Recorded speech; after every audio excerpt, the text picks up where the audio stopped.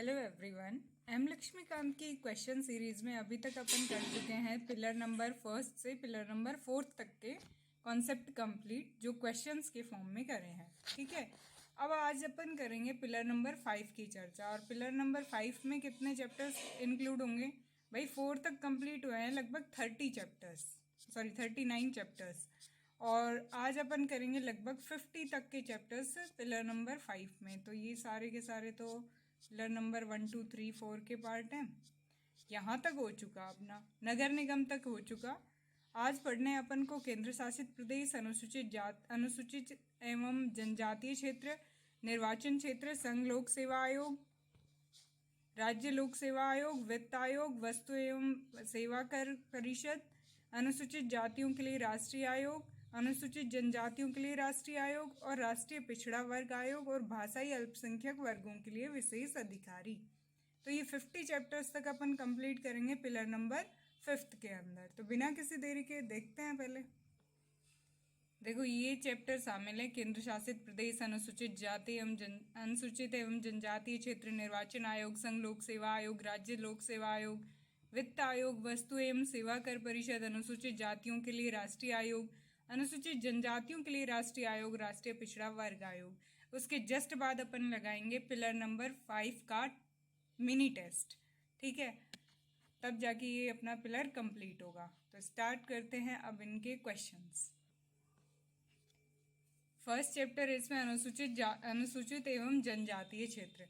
देखो भाई, देखो जो अपन को एम लक्ष्मीकांत के अंदर चैप्टर्स दिए हुए हैं और क्वेश्चंस अपन जिन चैप्टर्स के कर रहे हैं वो सिमिलर है, बट कुछ कुछ चैप्टर्स के क्वेश्चन आपस में इंक्लूड कर दिए जा रहे हैं, इसलिए उन चैप्टर्स को स्किप कर दिया जा रहा है। ठीक है, तो भाई इसमें फर्स्ट क्वेश्चन है, भारत के संविधान में 5वीं अनुसूची और 6ठी अनुसूची के उपबंध में निम्नलिखित में से किस लिए किए गए हैं? अनुसूचित जनजातियों के हितों के संरक्षण के लिए, राज्यों के बीच सीमाओं के निर्धारण के लिए, पंचायतों की शक्तियों, प्राधिकारों और उत्तरदायित्वों के निर्धारण के लिए, या सभी सीमावर्ती राज्यों के हितों के संरक्षण के लिए? तो भाई 5वीं और 6ठी अनुसूची में तो अनुसूचित जाति जनजातियों के हितों के संरक्षण के लिए ही बात करी जाती है। तो आंसर होगा अपना ए। पढ़ते हैं इसके बारे में। अनुसूचित जनजातियों के हितों के संरक्षण के लिए भारतीय संविधान की 5वीं अनुसूची आर्टिकल 244 भारत में अनुसूचित क्षेत्रों व जनजातियों के प्रशासन और नियंत्रण से संबंधित है। वर्तमान में 10 राज्य आंध्र प्रदेश, छत्तीसगढ़, गुजरात, हिमाचल प्रदेश, झारखंड, मध्य प्रदेश, राजस्थान, महाराष्ट्र, उड़ीसा, तेलंगाना इसी सूची में शामिल है। भारत का राष्ट्रपति किसी क्षेत्र को अनुसूचित क्षेत्र घोषित कर सकता है तथा राज्यपाल के परामर्श से क्षेत्र की सीमा परिवर्तन, वृद्धि और कम कर सकता है। राज्यपाल के पास शक्ति है कि इन क्षेत्रों में किसी केंद्रीय या राज्य कानून को लागू करे या ना करे। 6ठी अनुसूची भाई 4 पूर्वोत्तर राज्यों असम, मेघालय, त्रिपुरा और मिजोरम, ध्यान रखना ये ATMM में अनुसूचित क्षेत्रों के प्रशासन के लिए, ताकि जनजातीय आबादी के अधिकारों की रक्षा की जा सके। 6वीं अनुसूची स्वायत्त जिला परिषद के माध्यम से इन क्षेत्रों के प्रशासन में स्वायत्तता प्रदान की जाती है। 10 स्वायत्त परिषद असम, उत्तरी कछार पहाड़ी जिला, कार्बी एंगलोंग जिला, बोडोलैंड प्रादेशिक क्षेत्र जिला, मेघालय में गारो खासी जयंतिया हिल्स जिला और मिजोरम में चकमा मारा लाई जिला, त्रिपुरा में त्रिपुरा जनजातीय क्षेत्र। प्रत्येक स्वायत्त जिले के लिए एक जिला परिषद होगी जिसमें 30 से अधिक सदस्य नहीं होंगे, जिनमें से 4 से अधिक व्यक्ति राज्यपाल द्वारा नामित नहीं होंगे और शेष वयस्क मताधिकार के आधार पर चुने जाएंगे। इन्हें कार्यकारी और विधायी परिषद, भू प्रबंधन, वन प्रबंधन, जल संसाधन, कृषि और खेती, ग्राम सभाओं का गठन, सार्वजनिक स्वास्थ्य, स्वच्छता, गांव और शहर स्तर, पुलिसिंग, संपत्ति की विरासत, विवाह और तलाक, न्यायिक शक्तियां जहां दोनों पक्ष अनुसूचित जनजाति के सदस्य हैं और अधिकतम सजा 5 साल से कम है, एवं कराधान और राजस्व शक्तियां स्वायत्त जिला परिषदों के पास कर शुल्क और टोल लगाने की शक्तियां हैं। ठीक है भाई, ये हो गया अपना वो चैप्टर कंप्लीट। अब करते हैं अपना निर्वाचन आयोग, नेक्स्ट चैप्टर। निर्वाचन आयोग के संदर्भ में निम्नलिखित कथनों पर विचार कीजिए। आयोग एक वह सदस्यीय संख्या है जिस इसके सदस्यों की सेवा शर्तें व पदावधि राष्ट्रपति द्वारा निर्धारित की जाती हैं। संसद करती है या राष्ट्रपति करता है? राष्ट्रपति करता है, वही ध्यान रखना। राज्यों में होने वाले पंचायत व निगम चुनाव निर्वाचन आयोग करवाता है। ये स्टेटमेंट गलत है, पढ़ते हैं इसके बारे में। ओनली फर्स्ट स्टेटमेंट सही था। आर्टिकल 324 के अनुसार संसद, राज्य विधानमंडल, राष्ट्रपति व उपराष्ट्रपति के पदों के निर्वाचन के लिए संचालन, निर्देशन व नियंत्रण की जिम्मेदारी चुनाव आयोग की है। संविधान के आर्टिकल 324 में चुनाव आयोग के संबंध में निम्नलिखित उपबंध है। निर्वाचन आयोग मुख्य निर्वाचन आयुक्त व अन्य आयुक्तों से मिलकर बना होता है। आयोग एक बहुसदस्यीय संस्था है। मुख्य निर्वाचन आयुक्त और अन्य निर्वाचन आयुक्तों की नियुक्ति राष्ट्रपति द्वारा की जाएगी। जब कोई अन्य निर्वाचन आयुक्त इस प्रकार नियुक्त किया जाता है जब मुख्य निर्वाचन आयुक्त निर्वाचन आयोग के अध्यक्ष के रूप में काम करेगा। राष्ट्रपति निर्वाचन आयोग की सलाह पर प्रादेशिक आयुक्तों की नियुक्ति कर सकता है, जिसे वह निर्वाचन आयोग की सहायता के लिए आवश्यक समझे। निर्वाचन आयुक्तों में प्रादेशिक आयुक्तों की सेवा की शर्तें व पदावधि राष्ट्रपति द्वारा निर्धारित की जाएंगी। राज्यों में होने वाले पंचायत व निगम चुनाव राज्य निर्वाचन आयोग द्वारा करवाया जाता है, ना कि अपने इसके द्वारा, निर्वाचन आयोग के द्वारा। नेक्स्ट क्वेश्चन है भाई, निर्वाचन आयोग के संदर्भ में निम्नलिखित कथनों पर विचार कीजिए। संसद के परिसीमन आयोग अधिनियम के आधार पर समस्त भारत के निर्वाचन क्षेत्रों के भूभाग का निर्धारण करना। राजनीतिक दलों को मान्यता प्रदान करना एवं उन्हें निर्वाचन चिन्ह आवंटित करना।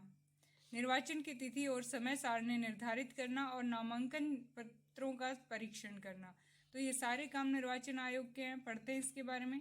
संसद राज्य के विधानमंडल, राष्ट्रपति व उपराष्ट्रपति के पदों के निर्वाचन के संदर्भ में चुनाव आयोग को शक्ति और कार्यों को 3 श्रेणियों में विभक्त किया जा सकता है: प्रशासनिक, सलाहकारी और अर्ध न्यायिक।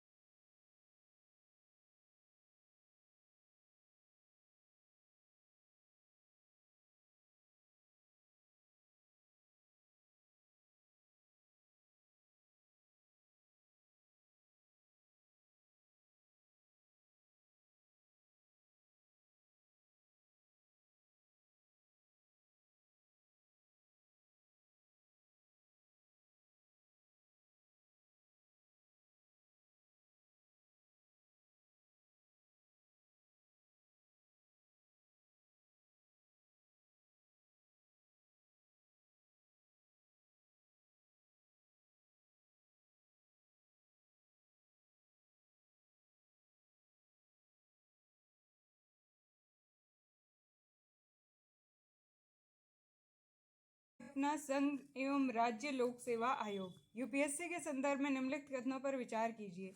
यूपीएससी के सदस्य अपना त्यागपत्र यूपीएससी अध्यक्ष को सौंपते हैं? नहीं भाई, ये राष्ट्रपति को सौंपते हैं।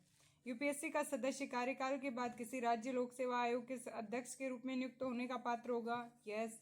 यूपीएससी के किसी भी सदस्य को उसके पद से हटाने से पूर्व राष्ट्रपति को सदैव उच्चतम न्यायालय से परामर्श लेना चाहिए? ये कोई ज़रूरी नहीं है भाई। इसमें फर्स्ट और थर्ड गलत है, सेकंड सही है ओनली। संघ लोक सेवा आयोग भारत का केंद्रीय भर्ती अभिकरण संस्था है। यह एक स्वतंत्र संवैधानिक निकाय या संस्था है। संविधान के 14वें भाग में आर्टिकल 315 से 323 तक में संघ लोक सेवा आयोग यूपीएससी की स्वतंत्रता व शक्तियों व कार्य के अलावा इसके संगठन तथा सदस्यों की नियुक्तियां व बर्खास्तगी आदि का विस्तार से वर्णन किया गया है। आयोग के अध्यक्ष व सदस्य पद ग्रहण करने की तारीख से 6 वर्ष की अवधि तक या 65 वर्ष की आयु तक इनमें से जो भी पहले वो अपना पद धारण करते हैं वे कभी भी राष्ट्रपति को संबोधित कर त्यागपत्र दे सकते हैं। उन्हें कार्यकाल के पहले भी राष्ट्रपति द्वारा संविधान में वर्णित प्रक्रिया के माध्यम से हटाया जा सकता है। अतः फर्स्ट स्टेटमेंट गलत है भाई। नेक्स्ट है भाई, राष्ट्रपति संघ लोक सेवा आयोग के अध्यक्ष या दूसरे सदस्यों को निम्नलिखित परिस्थितियों में हटा सकता है: अगर उसे दिवालिया घोषित कर दिया जाता है या अपने पदावधि के दौरान अपने पद के कर्तव्यों के बाहर किसी से वेतन नियोजन में लगा हो, या फिर अगर राष्ट्रपति ऐसा समझता है कि वह मानसिक या शारीरिक अक्षमता के कारण पद पर बने रहने योग्य नहीं है। इसके अतिरिक्त राष्ट्रपति आयोग के अध्यक्ष या दूसरे सदस्यों को उनके कदाचार के कारण भी हटा सकता है, किंतु ऐसे मामलों में राष्ट्रपति उच्चतम न्यायालय से परामर्श लेता है। उच्चतम न्यायालय जांच के बाद बर्खास्त करने के परामर्श का समर्थन करता है। इस मामले में यह परामर्श राष्ट्रपति के लिए बाध्य है। थर्ड स्टेटमेंट गलत है। संघ लोक सेवा आयोग का अध्यक्ष कार्यकाल के बाद भारत सरकार या किसी राज्य की सरकार के अधीन किसी भी नियोजन का पात्र नहीं हो सकता। संघ लोक सेवा आयोग यूपीएससी का सदस्य कार्यकाल के बाद संघ लोक सेवा आयोग का अध्यक्ष या किसी राज्य लोक सेवा आयोग के अध्यक्ष के रूप में नियुक्त होने का पात्र होगा, लेकिन भारत सरकार या किसी राज्य सरकार के अधीन नियोजन का पात्र नहीं होगा। तो सेकंड स्टेटमेंट सही है। संघ लोक सेवा आयोग का अध्यक्ष या सदस्य कार्यकाल के बाद के पुनः नहीं नियुक्त किए जा सकते हैं भाई, अध्यक्ष नहीं करे जा सकते हैं, दूसरे कार्यकाल के लिए योग्य नहीं है वो। ठीक है, नेक्स्ट क्वेश्चन आता है, संयुक्त राज्य लोक सेवा आयोग के संदर्भ में निम्नलिखित कथनों पर विचार कीजिए।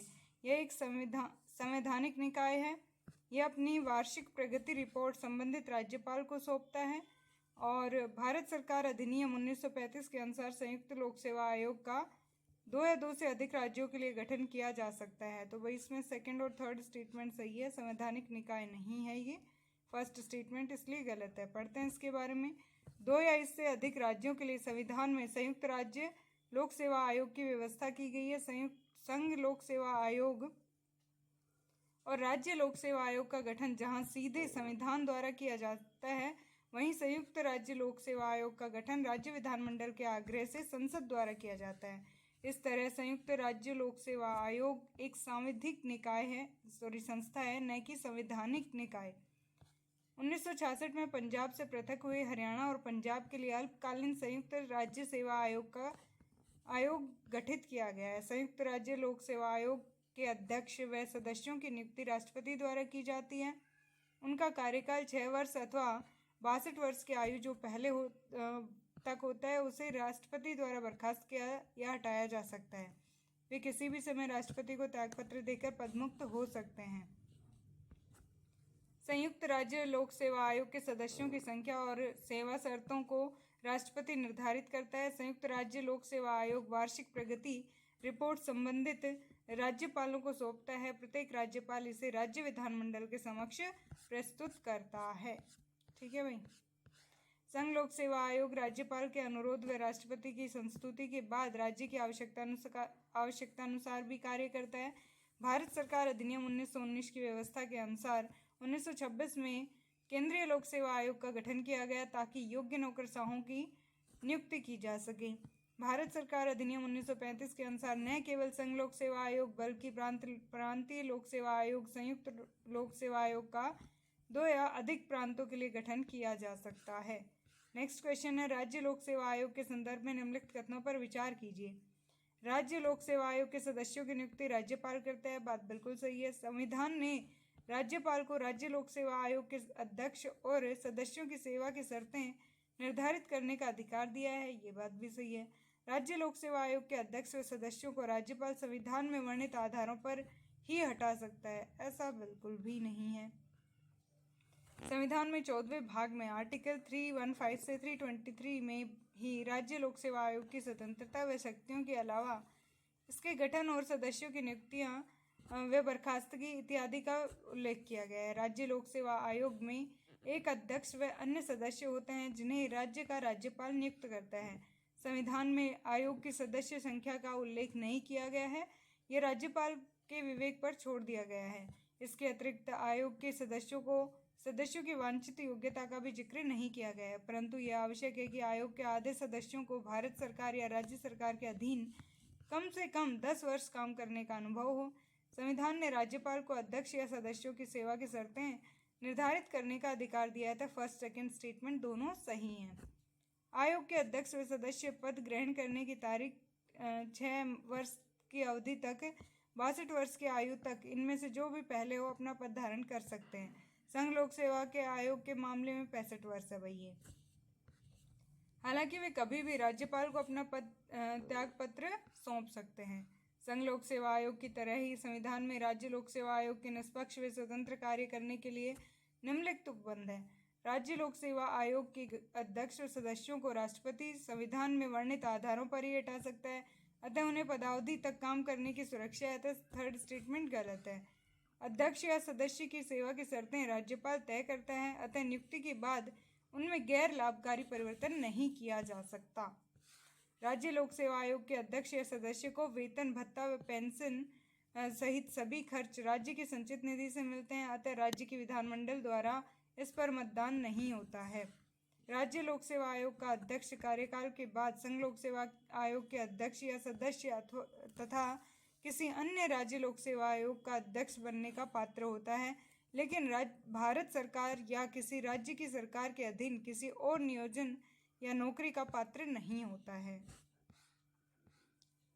लोक सेवा आयोग का सदस्य कार्यकाल के बाद संघ लोक सेवा आयोग का अध्यक्ष या सदस्य बनने या उस राज्य लोक सेवा आयोग या अन्य राज्य लोक सेवा आयोग के अध्यक्ष के रूप में नियुक्त होने का पात्र होगा, परंतु भारत सरकार या किसी भी राज्य की सरकार के अधीन नियोजन का पात्र नहीं होगा। राज्य लोक सेवा आयोग के अध्यक्ष या सदस्य कार्यकाल के बाद को पुनः नियुक्त नहीं किया जा सकता, यानी दूसरे कार्यकाल के वो योग्य नहीं होते हैं। ये हो गया अपना यूपीएससी और स्टेट पीसीएस। अब बात आती है वित्त आयोग की। ठीक है, नेक्स्ट चैप्टर है अपना वित्त आयोग। वित्त आयोग के संदर्भ में निम्नलिखित कथनों पर भाई विचार कीजिए। वह भारत के राष्ट्रपति द्वारा गठित अर्ध न्यायिक संवैधानिक निकाय है। बात बिल्कुल सही है भाई। आयोग का अध्यक्ष ऐसा व्यक्ति जिसे भारत के लेखा व वित्त मामलों का विशेष ज्ञान हो, ऑब्वियसली। इसके सदस्यों की पुनर्नियुक्ति हो सकती है। हाँ भाई, इनकी हो सकती है। तीनों स्टेटमेंट सही है, इनके बारे में पढ़ते हैं। भारत के संविधान में आर्टिकल 280 के तहत अर्ध न्यायिक निकाय के रूप में वित्त आयोग की व्यवस्था की गई है। इसका गठन राष्ट्रपति द्वारा 5वें वर्ष व आवश्यकता अनुसार उससे पहले किया जाता है। संरचना वही इसकी। वित्त आयोग में एक अध्यक्ष, 4 अन्य सदस्य होते हैं जिनकी नियुक्ति राष्ट्रपति द्वारा की जाती है। उनका कार्यकाल राष्ट्रपति के आदेश के तहत तय होता है। उनकी पुनर्नियुक्ति भी हो सकती है।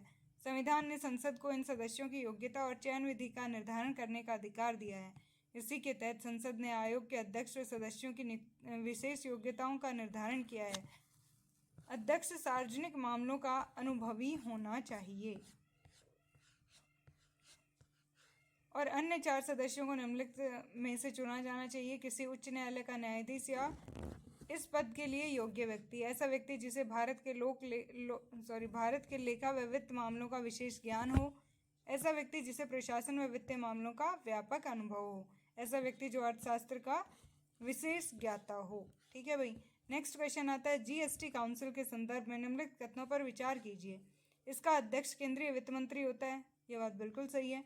काउंसिल का प्रत्येक निर्णय बैठक में उपस्थित सदस्यों के भारतीय मतों के 3/4 बहुमत से लिया जाता है। ये स्टेटमेंट भी सही है। जीएसटी काउंसिल केंद्र व राज्यों का एक संयुक्त फोरम है जिसके निम्नलिखित सदस्य होते हैं भाई। केंद्रीय वित्त मंत्री इसका अध्यक्ष होता है। राजस्व अथवा वित्त के प्रभारी केंद्रीय राज्य मंत्री होते हैं। प्रत्येक राज्य के वित्त अथवा करारोपण के अथवा राज्य सरकार द्वारा नामित अन्य विभाग के मंत्री काउंसिल के राज्यों से नामित सदस्य आपस में से किसी को काउंसिल का उपाध्यक्ष चुनते हैं। वे उसके कार्यकाल को निर्धारित कर सकते हैं। केंद्रीय मंत्रिमंडल ने क्षेत्रीय उत्पाद व सीमा शुल्क board control board of excise customs के अध्यक्ष को काउंसिल की हर बैठक में स्थायी आमंत्रित सदस्य के रूप में शामिल करने का निर्णय लिया है, लेकिन उसे मतदान का अधिकार नहीं होगा। काउंसिल के सभी निर्णय इसकी बैठकों में लिए जाते हैं। काउंसिल के कल सदस्यों की आधी संख्या प्रत्येक बैठक के लिए फोरम के रूप में अनिवार्य है। काउंसिल का प्रत्येक निर्णय बैठक में उपस्थित सदस्यों के भारित मतों के 3/4 बहुमत से लिया जाता है। निर्णय निम्नलिखित सिद्धांतों के अनुसार लिए जाते हैं। केंद्र सरकार के मतों का भार बैठक में दिए गए कुल मतों के 1/3 के बराबर होगा। समस्त राज्य सरकारों के मतों का भार बैठक में दिए गए कुल मतों का 2/3 के बराबर होगा। ठीक है भाई, वो चैप्टर हुआ कंप्लीट। अब नेक्स्ट चैप्टर है भाई राष्ट्रीय अनुसूचित जाति व जनजातीय आयोग। पढ़ते हैं इसके बारे में। राष्ट्रीय अनुसूचित जाति आयोग के संदर्भ में निम्नलिखित कथनों पर विचार कीजिए। राज्य सरकार से संबंधित मामलों में आयोग संबंधित राज्य के राज्यपाल को रिपोर्ट प्रस्तुत करता है। यह आंग्ल भारतीय समुदाय के संवैधानिक संरक्षण और अन्य विधिक संरक्षण से संबंधित सभी मामलों की जांच करता है। तो भाई इसमें सेकंड स्टेटमेंट सही है, फर्स्ट गलत है। क्यों गलत है देखते हैं। आयोग अपनी वार्षिक रिपोर्ट राष्ट्रपति को प्रस्तुत करता है। वह जब भी उचित समझे अपनी रिपोर्ट दे सकता है। राष्ट्रपति इस रिपोर्ट को संबंधित राज्यों के राज्यपाल को भी भेजता है, जो उसे राज्य के विधानमंडल के समक्ष रखवाएगा और उसके साथ राज्य से संबंधित सिफारिशों पर की गई या किए जाने के लिए प्रस्तावित कार्यवाही तथा यदि कोई किसी सिफारिश अस्वीकृति की गई है तो अस्वीकृति के कारण को स्पष्ट करने वाला ज्ञापन भी होगा। राष्ट्रपति किसी राज्य सरकार से संबंधित किसी आयोग की रिपोर्ट को भी राज्य के राज्यपाल के पास भेजते हैं। राज्यपाल इसे आयोग की सिफारिशों पर की गई कार्यवाही का उल्लेख करते हुए ज्ञापन के साथ राज्य विधानमंडल के समक्ष रखते हैं। इस ज्ञापन में ऐसी किन्हीं सिफारिशों को स्वीकार नहीं किए जाने के कारण भी उन्हें चाहिए। अतः फर्स्ट स्टेटमेंट गलत है भाई। आयोग आंग्ल भारतीय समुदाय के संवैधानिक संरक्षण व अन्य विधिक संरक्षणों के संबंध में भी जांच करेगा और इनके संबंध में राष्ट्रपति की रिपोर्ट प्रस्तुत करेगा। तो सेकंड स्टेटमेंट सही है भाई। नेक्स्ट क्वेश्चन है राष्ट्रीय अनुसूचित जनजाति आयोग के कार्यों के संदर्भ में निम्नलिखित में से कौन से कार्य सम्मिलित हैं भाई। अनुसूचित जनजाति के उनके अधिकारों व रक्षोपायों से वंचित करने से संबंधित विशिष्ट शिकायतों की जांच करना, बात बिल्कुल सही है। पैसा अधिनियम 1996 का पूर्ण कार्यान्वयन सुनिश्चित करने के लिए आवश्यक उपायों का सुझाव देना, ये बात भी सही है। जनजातीय लोगों लघु वनोपजों पर स्वामित्व का अधिकार देने संबंधी उपाय, ये स्टेटमेंट भी सही है। पढ़ते हैं इसके बारे में। आयोग के कार्य भाई अनुसूचित जनजातियों के लिए संविधान या तत्समय प्रवर्त किसी अन्य विधि या सरकार के किसी आदेश के अधीन उपबंधित रक्षोपायों से संबंधित सभी विषयों का अन्वेषण करे और उन पर निगरानी रखे तथा ऐसे रक्षोपायों का कार्यकरण का मूल्यांकन करे। अनुसूचित जनजातियों को उनके अधिकारों व रक्षोपायों से वंचित करने के संबंध में वे निर्दिष्ट शिकायतों की रक्षा करें। अनुसूचित जनजातियों के सामाजिक आर्थिक विकास की योजना प्रक्रिया में भाग लें और उन पर सलाह दें तथा संघ और किसी राज्य के अधीन उनके विकास की प्रगति का मूल्यांकन करें। उन रक्षोपायों के कार्यकरण के बारे में प्रतिवर्ष और ऐसे अन्य समयों पर जो आयोग ठीक समझे राष्ट्रपति को रिपोर्ट प्रस्तुत करें। ऐसी रिपोर्टों से उन उपायों के बारे में जो उन रक्षोपायों के प्रभावपूर्ण कार्यान्वयन के लिए संघ या किसी राज्य द्वारा किए जाने चाहिए तथा अनुसूचित जनजातियों के संरक्षण, कल्याण और सामाजिक आर्थिक विकास के लिए अन्य उपायों के बारे में सिफारिश करें। अनुसूचित जनजातियों के संरक्षण, कल्याण और विकास तथा उन्नयन के संबंध में ऐसे अन्य कृत्यों का निर्वहन करें जो राष्ट्रपति संसद द्वारा बनाई गई किसी विधि के उपबंधों के अधीन रहते हुए नियम द्वारा निर्दिष्ट करे। 2005 में राष्ट्रपति ने अनुसूचित जनजातियों की सुरक्षा, कल्याण तथा विकास और उन्नति के लिए आयोग के निम्नलिखित कुछ अन्य कार्य निर्धारित किए हैं भाई। कौन कौन से? वन क्षेत्र में रह रही अनुसूचित जनजातियों को लघु वनोपज पर स्वामित्व का अधिकार देने संबंधी उपाय। कानून के अनुसार जनजातीय समुदायों के खनिज तथा जल संसाधनों आदि पर अधिकार को सुरक्षित रखने संबंधी उपाय। जनजातियों के विकास तथा उनके लिए अधिक वहनीय आजीविका रणनीतियों पर काम करने संबंधी उपाय। विकास परियोजनाओं द्वारा विस्थापित जनजातीय समूहों के लिए सहायता एवं पुनर्वास उपायों की प्रभावकारिता बढ़ाने संबंधी उपाय। जनजातीय लोगों का भूमि से बलगाव रोकने के उपाय तथा उन लोगों का प्रभावी पुनर्वासन करना जो पहले से ही भूमि से विलग हो चुके हैं। जनजातीय समुदायों की वन सुरक्षा तथा सामाजिक वानिकी में अधिकतम सहयोग व संलग्नता प्राप्त करने संबंधी उपाय। पेशा अधिनियम 1996 का पूर्ण कार्यान्वयन सुनिश्चित करने से संबंधित उपाय और जनजातियों द्वारा झूम खेती के प्रचलन को कम करने तथा अंततः समाप्त करने संबंधी उपाय, जिसके कारण उनके लगातार अशक्तिकरण के साथ भूमि व पर्यावरण का अपरदन होता है। नेक्स्ट क्वेश्चन आता है भाई, सरकार ने अनुसूचित क्षेत्रों में पंचायत विस्तार अधिनियम 1996 में अधिनियमित किया। निम्नलिखित में से कौन सा एक उसके उद्देश्य के रूप में अभिज्ञात नहीं है? स्वशासन प्रदान करना, या फिर पारंपरिक अधिकारों को मान्यता देना, या जनजातीय क्षेत्रों में स्वायत्त क्षेत्रों का निर्माण करना, या फिर जनजातीय लोगों को शोषण से मुक्त करना। तो ये भी है, ये भी है। स्वायत्त क्षेत्रों का निर्माण करना ये नहीं होना चाहिए यार। हाँ, सी ऑप्शन गलत है भाई। जनजातीय क्षेत्रों में स्वायत्त क्षेत्रों का निर्माण करना अनुसूचित क्षेत्रों में पंचायत विस्तार पेशा अधिनियम 1996 भूरिया समिति की सिफारिशों के बाद अस्तित्व में आया। 33वें संविधान संशोधन से ग्रामीण भारत में स्थानीय स्वशासन लागू किया था, लेकिन आर्टिकल 243 क्लोज एम के तहत अनुसूचित व जनजातीय क्षेत्रों में यह लागू नहीं था। पैसा 1996 ग्राम सभा को पूर्ण शक्तियां प्रदान करता है, जैसे स्वशासन, भूमि अधिग्रहण, पारंपरिक अधिकार, लघु वन उत्पादों पर स्वामित्व, स्थानीय विवादों का समाधान। पेशा 1996 जनजातीय लोगों को विभिन्न स्तरों पर शोषण से बचाने के लिए एक आवरण का कार्य करता है। पैसा 1996 स्वायत्त क्षेत्रों का निर्माण नहीं करता है। ठीक है भाई। नेक्स्ट, और इस पिलर का लास्ट चैप्टर है राष्ट्रीय पिछड़ा आयोग व अल्पसंख्यक। राष्ट्रीय पिछड़ा वर्ग आयोग NCBC के संदर्भ में निम्नलिखित कथनों पर विचार कीजिए भाई। NCBC को संवैधानिक दर्जा प्रदान किया गया है, बात बिल्कुल सही है। आंग्ल भारतीय समुदाय के संबंध में भी उसी प्रकार कार्य करेगा जिस प्रकार OBC वर्ग के लिए। नहीं भाई, वह भारत के राष्ट्रपति के समक्ष वार्षिक प्रतिवेदन प्रस्तुत करता है, ये बात भी बिल्कुल सही है। 102वें संविधान संशोधन अधिनियम द्वारा राष्ट्रीय पिछड़ा वर्ग आयोग को संवैधानिक दर्जा प्राप्त किया गया। इस उद्देश्य के लिए संशोधन के अंतर्गत एक नए अनुच्छेद 338B का प्रावधान संविधान में किया गया। यह अनुसूचित जातियों के लिए राष्ट्रीय आयोग के द्वारा आंग्ल भारतीय समुदायों के संबंध में भी उसी प्रकार कार्य करेगा जिस प्रकार अनुसूचित जाति वर्ग के लिए आयोग अपना वार्षिक प्रतिवेदन राष्ट्रपति को समर्पित करता है। भाषाई अल्पसंख्यक वर्गों के लिए विशेष अधिकारी के संदर्भ में निम्नलिखित कथनों पर वही विचार कीजिए।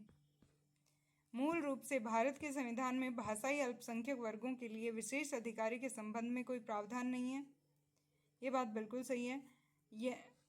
यह अपना वार्षिक प्रतिवेदन केंद्र सरकार को प्रस्तुत करेगा।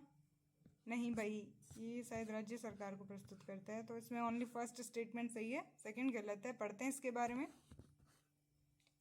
मूल रूप से भारत के संविधान में भाषाई अल्पसंख्यक वर्गों के लिए विशेष अधिकारी के संबंध में कोई प्रावधान नहीं है। बाद में राज्य पुनर्गठन आयोग 1953 और 53 से 55 ने इस संबंध में सिफारिश की। 1956 के 7वें संविधान संशोधन अधिनियम के अनुसार संविधान के भाग 17वें में आर्टिकल 350 क्लोज ख जोड़ा गया। इस आर्टिकल में निम्न उपबंध है भाई। भाषाई अल्पसंख्यक वर्गों के लिए एक विशेष अधिकारी होगा जिसे राष्ट्रपति नियुक्त करेगा। विशेष अधिकारी का वह कर्तव्य होगा कि वह संविधान के अधीन भाषाई अल्पसंख्यक वर्गों के लिए उपबंधित रक्षोपायों से संबंधित सभी विषयों का अन्वेषण करेगा। वह राष्ट्रपति को ऐसे सभी मामलों की रिपोर्ट करेगा जिनमें राष्ट्रपति प्रत्यक्ष रूप से हस्तक्षेप कर सकता है। राष्ट्रपति ऐसे प्रतिवेदनों को संसद के प्रत्येक सदन के समक्ष रखवाएगा और संबंधित राज्य सरकारों को भिजवाएगा। तो सेकंड स्टेटमेंट गलत है भाई, वो केंद्र सरकार को भेजने की बात कर रहा था। यहाँ ध्यान देने योग्य तथ्य यह है कि संविधान भाषाई अल्पसंख्यक वर्गों के लिए विशेष अधिकारी की योग्यता, सेवा शर्तें, कार्यकाल, वेतन व भत्ते आदि से संबंधित कोई उल्लेख नहीं करता है। तो ये हो गया अपना पिलर नंबर 5 कंप्लीट। अब करेंगे इसका टेस्ट पेपर, उसके बाद लास्ट बचा है एक पिलर नंबर 6 और उसके बाद एक पूरा टेस्ट लगाएंगे। एक पहले तो मिनी टेस्ट लगाएंगे, उसके बाद फुल लेंथ टेस्ट लगाएंगे। Okay, take care, bye.